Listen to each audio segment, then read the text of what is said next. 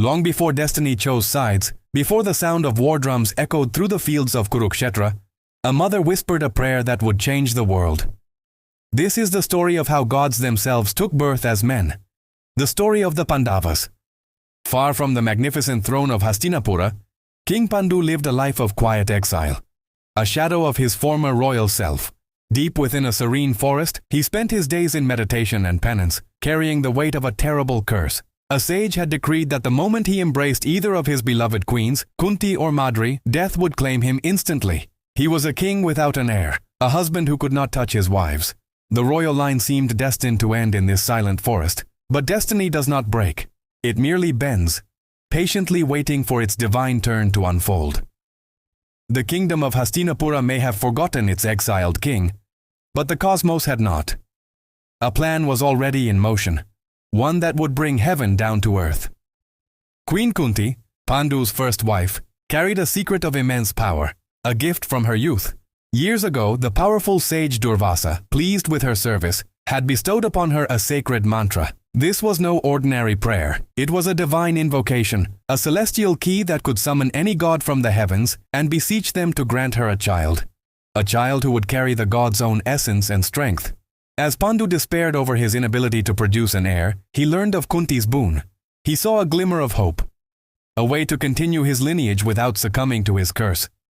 He pleaded with Kunti to use the mantra, to call upon the gods and ask for sons who would carry his name and honor. And so, as the first light of dawn painted the eastern sky, Kunti faced the rising sun, her hands joined in prayer. She whispered the sacred words into the morning breeze, and the heavens listened. But this was not the first time Kunti had tested the mantra's power. In her youth, driven by a flicker of girlish curiosity, she had wondered if the sage's gift was truly real. Standing by the river, she had invoked Surya, the radiant sun god. In an instant, a blinding light filled the sky, and from that brilliance, Surya appeared before her. He granted her a son, born with golden armor and earrings, a divine child destined for greatness. But Kunti, unmarried and terrified of the scandal it would cause, made a heartbreaking choice. She placed the baby in a basket and set him afloat upon the river, praying for his safety. This child was Karna. Her firstborn, abandoned out of fear, was found and raised by a humble charioteer. Kunti had no way of knowing that this golden child, this son of the sun, would one day grow to become one of the greatest warriors the world had ever seen, and that fate would cruelly place him on the opposite side, destined to stand against the very brothers she was now praying for.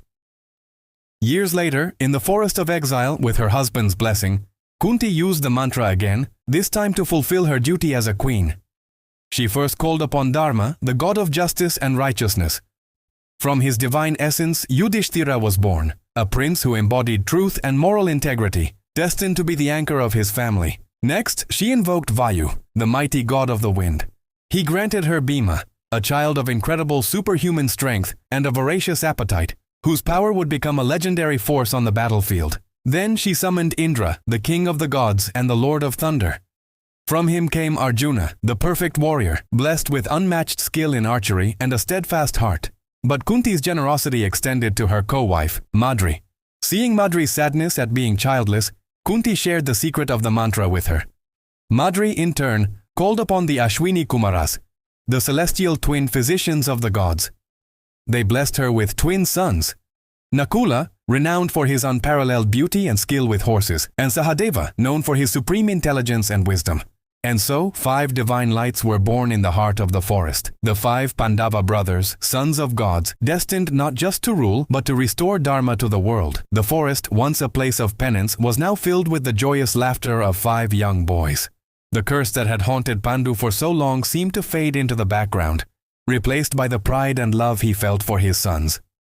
One beautiful spring day, while walking with Madri, the beauty of nature and his love for his queen overwhelmed him.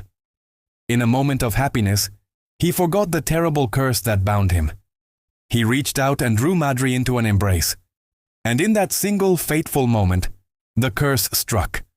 Death claimed King Pandu, and he fell, lifeless. The joyous sounds of the forest fell silent, replaced by a profound sorrow. A king had fallen, but the legacy he left behind, 5 sons of divine origin, would soon roar through the ages, their names etched forever in history. From the sacred union of gods and mortals, the Pandavas were born. They were not children of power, but of purpose. Their story was not yet one of war or vengeance. It was the story of the quiet, inexorable rise of Dharma. Their journey had just begun, and it would lead them from this secluded forest back to the heart of a kingdom, and eventually to the battlefield of Kurukshetra. Thank you for joining us on this journey. If you're enjoying our series, please consider liking this video and subscribing to our channel for more tales from the Mahabharata. In our next episode, the young princes arrive in Hastinapura, where they meet their 100 cousins, the Kauravas, for the first time. Join us for the Crown of Deceit. See you then.